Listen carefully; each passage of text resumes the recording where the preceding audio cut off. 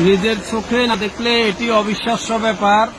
ফেনীর এসএসকে রোডের অবস্থা, এখানে কোমর সমান পানি, পানির প্রচুর স্রোত।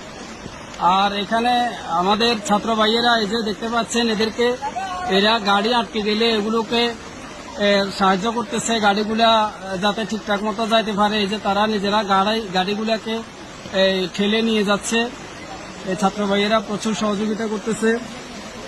আমি আমার জীবনে এরকম এত বেশি পানি এটা এসএসকে রোডে আমার যারা পূর্বপুরুষ তারাও দেখেছেন কিনা জানি না।